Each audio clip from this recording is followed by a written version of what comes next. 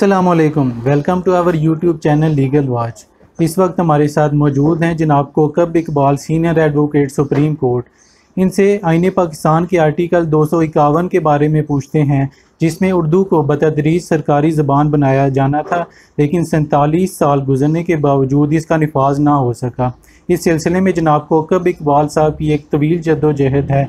इनसे हम इस सिलसिले में अब तक की पेश रफ्त का पूछते हैं। अच्छा जी, बात असल में ये है जनाब के आइन के आर्टिकल 251 1973 का, उसमें तो है ये लिखा ही है।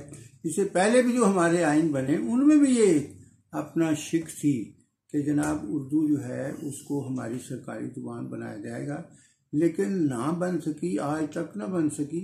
और उसकी वजह जो बुनियादी है वो ये है कि हमारे यहाँ जो गलबा है वो अंग्रेजी जुबान का है, क्योंकि यहाँ अंग्रेज जो हैं उनकी हुकूमत रही। जैसे अल्लामा इकबाल ने फरमाया कि दिल तोड़ गई इनका 2 सदियों की गुलामी, और दारू कोई ढूंढ इनकी परेशान नजरी का। तो वो मैंने ये रिट इसलिए पिटिशन की थी सुप्रीम कोर्ट में, उसमें मैंने लिखा भी ये था कि जनाब जो असल मुहब्ब वतन तबका है पाकिस्तान का, वो गरीब तबका है या मिडिल क्लास है, कि जिनका जीना मरना पाकिस्तान के साथ है, जिनके बाहर के मुल्कों में कोई अकाउंट या जायदादें नहीं हैं। अब वो तबका जो है वो ऊपर नहीं आ सका। आनाने इक़्तिदार जो है, हुकूमत जो है या ब्यूरोक्रेसी जो कुछ भी है, वो उस तबके के हाथ में रही जो कि अंग्रेजी दान था। तो अंग्रेजी के गलबे की वजह से अब CSS के इम्तहानात, उसमें मैंने लिखा कि वो जो होते हैं जिसकी बुनियाद पे फिर ये अपर जो है क्लास के लोग जो हैं वो ये आला पोजीशन हासिल करते हैं, तो वो अंग्रेजी जुबान का गलबा ऐसा है कि CSS के जो पेपर्स हैं, हत्ता कि इस्लामियात का पेपर जो है वो भी जो है अंग्रेजी जुबान में है। तो ये गरीब लोग, आम लोग, जो कॉमन मैन है, वो ज़ाहिर है फ्रोबल और बीकन हाउस या बाहर के मुल्कों से पढ़ के तो नहीं आया होता ना, तो अंग्रेजी उसकी तो ज़रा कमज़ोर होती है। इस वजह से वो बेचारे को तो खुले लाइन लगा दिया गया, वो बेचारे क्लर्क टीचर वगैरह रह गए, और ये अंग्रेजी के जोर पे जनाब वाला ये लोग जो हैं ये ऊपर आ गए। अब मैंने उसमें ये लिखा था कि जनाब आप कम अज़ कम इतना ही कर दीजिए कि CSS के इम्तहान में उर्दू जुबान में पेपर करने की भी इजाज़त दे दीजिए। हम कोई अंग्रेजी के मुखालिफ नहीं हैं, बल्कि हमारे चीफ जस्टिस जवाद ख्वाजा साहब जो उस वक्त चीफ जस्टिस थे, उन्होंने अपने फैसले में, ये फुल बेंच का फैसला है जिसमें 7 काजी फायरीजा और जस्टिस दोस्त मोहम्मद 3 जज थे, तो फैसले में ये लिखा कि we don't want to banish English from Pakistan. हम पाकिस्तान से अंग्रेजी जुबान को निकालना नहीं चाहते, because it is the language of international trade and commerce. बैनुल अक़वामी तजारत वगैरह की ये जुबान है, उसके बगैर गुजारा नहीं है। हम इसको निकालना नहीं चाहते, हम तो सिर्फ ये चाहते हैं कि अपने मुल्क का निज़ाम जो है वो तो अपनी जुबान में चलाओ ना, अपने लोगों के साथ तो बात अपनी जुबान में करो ना, अपने लोगों को जो महरूम ना करो आला पोजीशन से। अब आज तक यही पोजीशन है कि CSS तो है ही, इसके अलावा भी आप कहीं भी किसी अच्छी पोजीशन या नौकरी के लिए जाएंगे तो वहाँ पे जनाब इंटरव्यू भी अंग्रेजी में होगा, टेस्ट भी अंग्रेजी में होगा, और आपका जो अंग्रेजी का है मायार वो देखेंगे कैसा है, उसके मुताबिक वो लेंगे आपको। और बेचारे जो अंग्रेजी में प्रोफिशिएंट नहीं है वो रह जाएंगे। ये वजह थी। अब देखें ये केस कितने साल, 2006 में मैंने दायर किया, 2015 8 सितंबर 2015 को ये इसका फैसला हुआ, और इसकी पोजीशन जो है वो कुछ कहने वाली बातें नहीं भी होती। बहरहाल वो ये है कि सुप्रीम कोर्ट में इसकी तारीख ही नहीं लगाते थे। मैं दरख्वास्त देता, री हेयरिंग की चीफ जस्टिस को दरख्वास्त जाती है चेंबर में कि जनाब केस की तारीख जल्दी लगाई जाए, ये वजह वो वजह। वो चीफ जस्टिस उस वक्त के जो थे उस पर लिख देते नो अर्जेंसी, दरख्वास्त खारिज। फिर मैं कमोज को 7-2 बार फिर दरख्वास्त देता, फिर नो अर्जेंसी खारिज, तो केस ही नहीं लगता था। तो वो फिर नासिरुल मुल्क साहब हमारे सुप्रीम कोर्ट के जज साहबान थे, उन साहब थे, उनके पास एक केस मेरा लगा, तो उसमें मैंने कहा सर कि ये ह्यूमन राइट के केसों के बारे में कम अज़ कम ऑर्डर फरमाएं कि इनको कुछ अहमियत दी जाए। उन्होंने जनाब फिर ऑर्डर फरमाया, तो जिसके ऊपर ये केस जो है वो लगाने के लिए अपना किया गया और शुरू हुई। उस जद्दोजहद में वो मेरी जो जूनियर लेडी है अपना सादिया, उन्होंने बहुत मेरा साथ दिया, बहुत मेहनत की, और इस जद्दोजहद में जो हमें अभी तक जो कामयाबी काफ़ी हद तक हुई है, तो उसमें उसका भी बहुत बड़ा रोल है।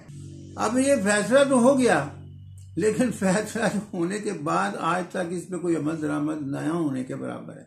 हालांकि इसमें 9 हुक्मनामे जज साहब ने जारी किए हुए हैं कि ये भाई अंग्रेजी में जो है लिखी हुई सारी अंग्रेजी के किताबें कानून की, इनका उर्दू में तर्जुमा करो, ये करो, वो करो, लंबी बात है। 9 हुक्मनामे, किसी एक के ऊपर भी अमल ना हुआ। तो मैंने फिर उसमें तहीन दाल की दरख्वास्त दी, तो उस पर जज साहबान ने फिर हुकूमत से रिपोर्ट तलब की कि इस फैसले में भाई हमने लिखा है कि 3 महीने में आपने रिपोर्ट हमें पेश करनी है, क्या अमल दरामद किया है, तो तुमने तो रिपोर्ट ही पेश की।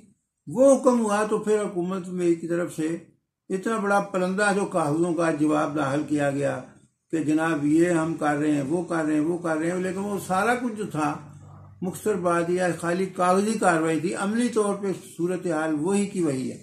और जैसे वो शायर ने कहा ना, वही हालात हैं, फकीरों के दिन फिरे हैं फकत वजीरों के, वो हिसाब है, वही माशरा उसी तरह।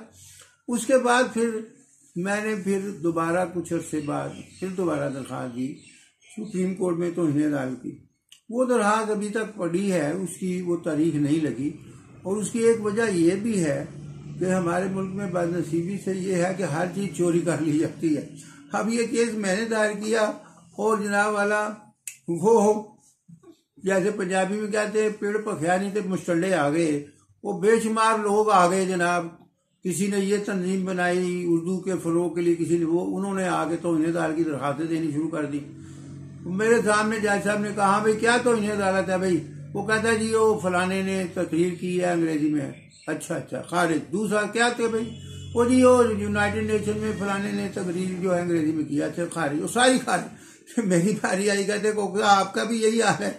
मैंने कहा जी नहीं, मैंने तो ये कहा है कि जो आपने हुक्म किया हुआ है 9 हुक्मनामे देख लें, किसी एक पे हुक्म पे ऑर्डर नहीं हुआ, और आपने कहा कि 3 महीने के अंदर रिपोर्ट दाखिल करो, क्या अमल किया है? तो रिपोर्ट तक नहीं दाखिल की गई। उनका oh yes we will call for the report. उन्होंने फिर वो अदालत से रिपोर्ट मांगी, जिसके बाद मैंने आपको बताया कि कागजी कार्रवाई आगे कुछ नहीं हुआ।